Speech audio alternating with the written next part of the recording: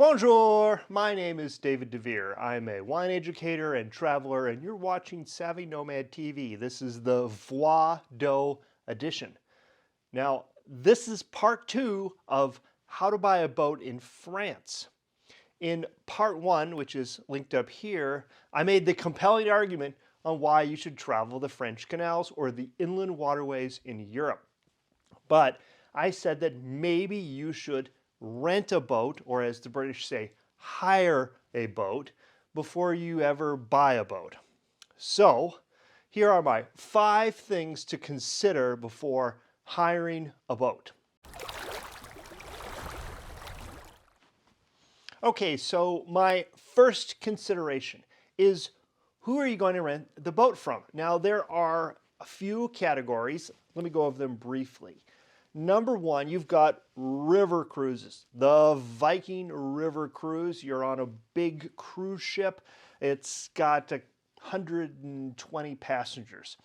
Those cruise line companies often say this is small ship cruising because, the big cruises that go in the Caribbean and up to Alaska, they have 5,000 people on a ship. So yeah, a small ship cruise, it would be 100. I'm not talking about river barging or river cruising. That's a category much larger than I'm talking about. The next level down is on these small inland waterways. And there are 2 different types of options there. There's the hotel barge, and then there's the self-drive rental boat, or as the Brits say, hire boat. The hotel barge is a luxury experience. You've got a chef, you've got a crew, you've got a chase vehicle that zips around and takes you off to that castle and this vineyard. It's a luxury experience. You sit back, you don't do anything, and everything is done for you. Those hotel barges usually cost around $80,000 to rent the barge. If you're just going as a couple or by yourself, obviously it's much less, and they put you on a boat with everybody else. I've never done one of those. I've done self-hire, self-drive boats. Those boats cost about $8,000 for a week. And when I say a week, you get 7 nights and really 6 days, practically 6 days. The difference is, on a hotel barge, you're not doing anything. You're just being tended to. You're going on the excursion. You're eating the food when it shows up. On a self-drive boat, you're renting that boat and you're doing everything. You're driving the boat, you're cooking the meals, you're working the locks, you are managing your own pace of the day. You decide when to get up, you decide when to go to bed, you decide where to stop, you decide if you want to have a longer lunch or a shorter lunch. You pick, it's your own journey, and it's really a lot of fun. Now, there are a few companies that offer these. I have rented from LeBoat and from Locaboat. I'll talk mostly about those 2 companies because that's my experience. But you can also rent from Nichols. If you're in Germany, you can rent from Kuhnlewerf, and there's another smaller company called France Afloat. That's a French company, and they have a couple little spots in a couple different little canals. But those are generally your rental options. LeBoat, Locaboat, and Nichols, those are probably the big players in the market. So first consideration, who are you going to rent from? Second consideration, time of year. When are you going to rent this boat? When are you going to travel? Here are the things to think about. June, July, and August are when it's the most expensive to travel in Europe. Well, what do I mean by that? I mean, getting to Europe, if you're coming from the United States, the airfare could be double the price, at least 50% more, if not 100% more, than it will be a few months either side of June, July, and August. So airfare is going to be more expensive.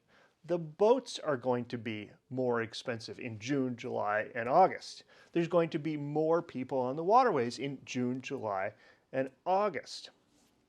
These are also some of the hottest months, June, July, and August. When you're on a canal boat, you're driving from the outside. You are working the locks, which are outside. You are walking to the boulangerie, which is outside. You get the picture. It's an outside experience. You spend most of your waking hours outside, and that's great. It's fantastic. But if it's 105 degrees, it's hot, and the canals are not necessarily places you want to go swimming, which I'll talk about in a minute. So you need to pick your time of year. If you want cheaper prices for airfare and for the boats, you want to go on those shoulder months. You want to go in April and May and September and October. If you can plan it, that's what you should do. Pick those shoulder seasons because there'll be less people, it'll cost less, and it'll be more fun. However, it might be a little rainier, but it won't be hot as it could be in August. Okay, second consideration, time of year. Okay, so you've picked who you're going to rent the boat from. You've picked what time of year you're going to rent the boat. Number 3, where are you going to rent this boat?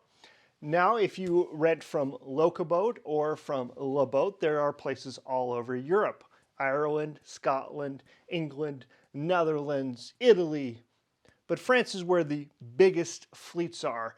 And that's because France has 6,700 kilometers of beautiful countryside, and people like to go to France. I like to go to France. It's nice there. But depending on where you go and what time, there's some things to consider. There are essentially 3 regions, 3 layers of France. The northern part of France, you've got the area around Strasbourg that you can cruise in. That's very beautiful. Might be a nice thing to do during a hotter time of year. The central part of France is the Loire River Valley, the Nivernais. You've got the Canal de Bourgogne. That's very beautiful too, but in the height of summer can be quite warm. In the south of France, an area people usually call Provence, which isn't really true. There's more than one region in the south of France because Provence is to the east of the Rhone River and the Languedoc is to the west. That strip all along the south, there's canals in there. And so the Canal du Midi goes from the Mediterranean all the way to the Atlantic. North of that, you've got an area in Cognac that you can cruise in. And then you've got the Camargue, which is right along the beach. So in the summertime, maybe you want to be a beach bunny and, swim in the Mediterranean and sit under an umbrella. Maybe that's your thing. So that might be fun, but it could also be really hot in the interior during that time of year. So there's one other consideration when you're thinking about location. Do you want to cruise on a river or do you want to cruise on a canal? Often these two things are combined. They will take a river and there might be some rapids or some other impediments, and the French had dug a canal going around that. The Nivernais Canal is technically on a river, and you go in and out between canal and river. The Canal du Midi is almost entirely on the canal. There's some rivers that feed it, but they're not navigable, and you're never really on them for any length of time. Up in Cognac, you're on the river almost the entire time. Just very briefly do you jump onto a lock that cuts out some really rapidy section of the river. Now, why do I even mention this? Because in the summertime, it can be really hot. And swimming in a river can be really nice. But swimming in a canal, not so nice. And the reason is because all the wastewater from the boat goes into the canal or into the river. But a river has a lot more water in it than a canal does. And it's refreshing and it's more cleansing.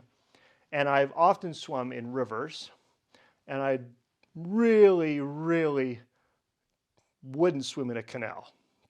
You look at the water in the canal and you think, yeah, that doesn't really look that clean.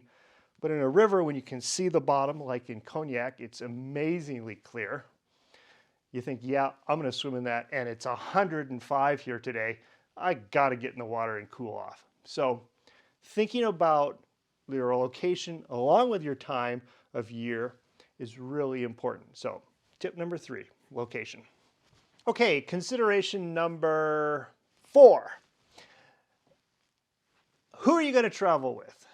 You really need a crew for a canal boat. You're renting this boat for your first time. Don't go by yourself.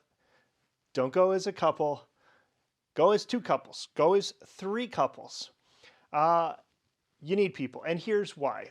If you've ever seen some of those narrow boat YouTube channels, there's a bunch of them. You'll see that it's sometimes just one single dude. It might be a nice young couple. It might be a young couple with a baby. You get the idea. And they've got this little narrow, long, skinny boat. And sometimes in England, the canal or the lock is just wide enough for that narrow little boat to fit in. They've got one little line at the top that they wrap around, and the boat goes jiggly jog, and they've got the big rope bumpers on the end, and they float up and off they go. And you think, hey, that's how it's going to be in France. Well, you know what? No, it's not like that at all in France. The French locks are all much bigger. They were all made bigger many, many years ago. Some of the locks on big rivers take on big barges, big commercial barges. Some of them are oval in shape. They're not rectangulars. Some of them are triple. Some of them are 7 or 8. Some are super deep. Some have a pipe that you wrap the line and slide up. Sometimes a lock keeper lowers a hook and you put your line on. Often you have to put someone off onto the bank. They walk along. This is if you're going up a lock, not down a lock, obviously. Down a lock is much easier. But if you're going up a lock, you need someone to walk along the bank, and then you toss the line up. The lock keeper doesn't want to do this job. They'll help you, but boy, do they really like it if you can do a lot of this yourself. Or you do have to do it yourself. There's no lock keeper. The locks are manual. So the minimum number I would say you need to make it comfortable and easy to do is 3. You need a driver, and you need a line handler on the shore, and you need a line handler on the boat. The way it would work at a minimum is you put a line handler onto the shore. They go up to the lock. The driver takes the boat into the lock. Then the line handler on the boat tosses the line up to the line handler on the shore. They put it on the bollard, toss it back down to the boat, and they do that for the bow and the stern. And one of those lines, usually the stern line, comes back to the captain. Now, if you have 4 people, the captain can just drive the boat, and you got a bow and a stern and a shore person. So 4 people, 2 couples. That's really a good number. Plus, you can share a vacation with somebody. 6 people, now it's more luxurious because not everybody's got a job, but often you give somebody a job of cranking the lock open so that that shore person doesn't have to do it every time.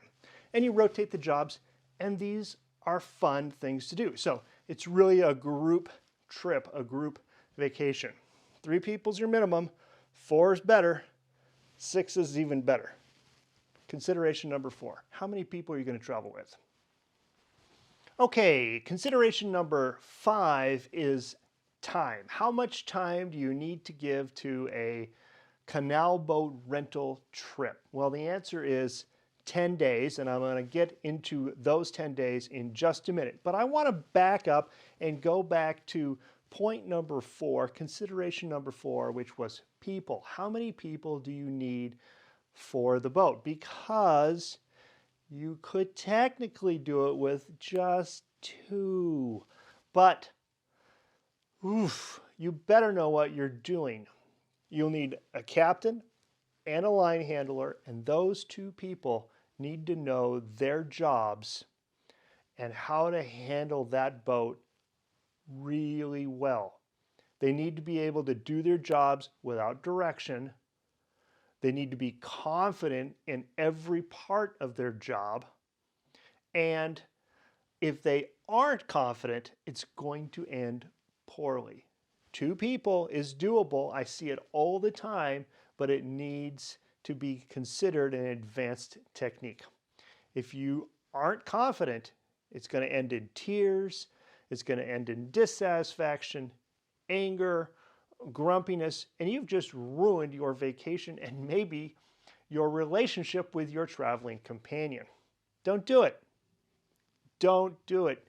Get another couple, get 2 couples, get 3 couples, have a vacation, divide the workload, and you'll have a great time. If you try to do it with 2, it's not going to end well. So take my advice. That's why you're watching this video, for advice anyway. Okay, dates, 10 days. Here's why you need a minimum of 10. You need 2 days to get to France. You need 7 days to be on the boat, and you need 1 day at the end to go home. That's 10. There you go. Now, you could technically shave 1 day off, but that's taking the arrival day and going right to the boat, and I really don't recommend doing this. I did try this once, and it was very tiring. It was very exhausting. That day was, we didn't go very far. Everybody was super jet lagged. We didn't really get each other's throats too much. I say too much, but it was a rough day. Spend a couple days in Paris or your rival city. Maybe you're going to go to Holland. Spend a couple days in Amsterdam or a couple days in London. Give yourself time to adjust and then go get on the boat. That's the best way to actually navigate this experience if you're going to navigate and manage the boat for yourself for the first time. Okay, so that's it. Those are my top 5 considerations. You've got the company you're going to go with, the time of year you're going to travel in, the location that you're going to travel, the people you're going to travel with, and how much time you're going to travel. Top 5. Now, there are 5 more considerations, and that's for next week. If you've enjoyed this video, please give me a thumbs up. Please consider subscribing. This is part 2 of an ongoing series on how to buy a boat in France. And I know I've spent the entire episode talking about renting a boat. But if you're thinking about buying a boat, or you want to know how to buy a boat, you want to understand inland waterway culture, French culture, European water culture, renting a boat is a great place to start. And so that's why I'm starting here. Next week, 5 more things once you get the boat, and things to understand about how the companies manage themselves and manage you, and what you need to do and what your expectations are. But again, that's next week's episode. Until then, I say à tout à l'heure and cheers.